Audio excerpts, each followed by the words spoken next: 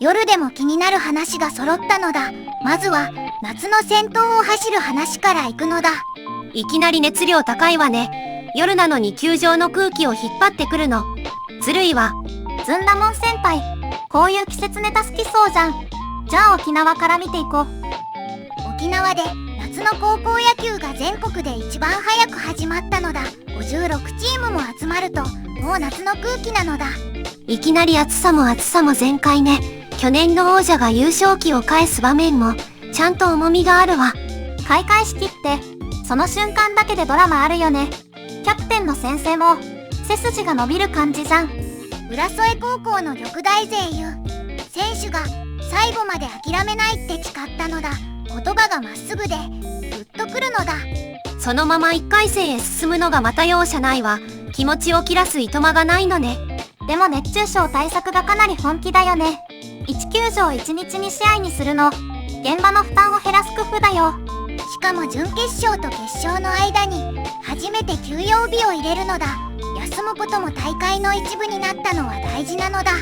昔なら気合で押し切りそうなところだけど、今は選手を守る方に寄ってるわね。部活でも暑い日は無理すると次の日に響くじゃん。これかなり身近な話だよね。みんなは夏の試合で一番気をつけるのって何だと思うのだ？あーしは水分と日陰、あとはやめの休憩かな。どれか欠けると一気にしんどいよ。私は応援する側の方も油断しがちだと思うわ。見ているだけでも体力を使うもの。なるほどなのだ。選手だけの話じゃなくて周りまで含めて夏の戦いなのだ。来月20日が決勝予定で、全国大会は8月5日開幕ね。沖縄が夏の先頭を走る形だわ。トップバッター感あるよね。この勢い、他の県も一気に続きそうじゃん。今度は映画も報道も巻き込む大きな買収の話なのだ。パラマウント、スカイダンスがワーナーを買う件ね。名前からして大物同士だわ。金額を見た瞬間、アーシの頭が止まったじゃん。17兆って規模が違いすぎるよ。アメリカ司法省が消費者への悪い影響は小さいと見て承認したのだ。司法省って国のルールを見張る側って感じかしら。そこが通したならかなり前に進むわね。でも映画や報道がまとめて同じ傘に入るのって便利さも怖さもあるよね。今年2月に全事業の買収で合意して4月には株主も賛成していたのだ。今回は最後の壁が一つ超えた感じなのだ。株式のストック費だけで約12兆9000億円。負債まで入れると約17兆6000億円。私の財布には一生出てこない額よ。そのテタ、言い直すたびに遠くなるじゃん。聞いてるだけで雲の上すぎるよ。エコシステムって業界全体のつながりのことなのだ。そこを広く活性化させるって説明していたのだ。つながり全体を良くするって理屈ね。でも巨大化しすぎると選ぶ側は不安にもなるわ。競争、コンペティションが保てるかって話だよね。一社に寄りすぎると比較しにくくなるし。そこでこれから注目なのは実際にどこまで一体化するかなのだ。みんなは作品が探しやすくなる便利さと集中しすぎる心配、どっちが気になるかしら。アーシは見やすくなるのは助かるけど、値段や配信先の選び方も気にするな。そういう目線結構大事よ。結局使う側の体感が一番わかりやすいもの。巨大な買収は数字だけじゃなくて見る側の選び方まで変えるのだ。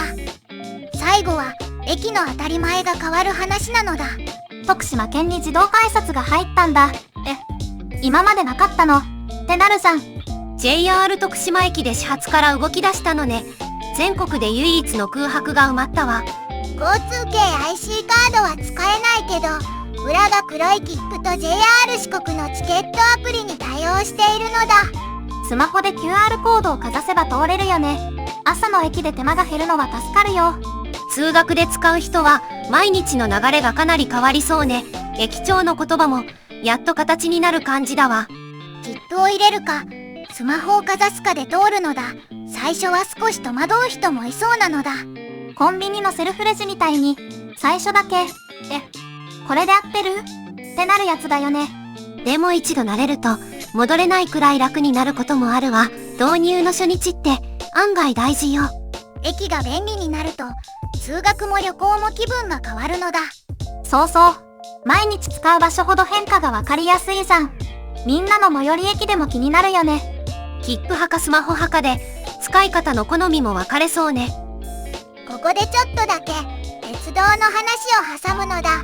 電車って線路だけじゃなくて駅や信号の管理まで含めた仕組み全体を指すことがあるのだ。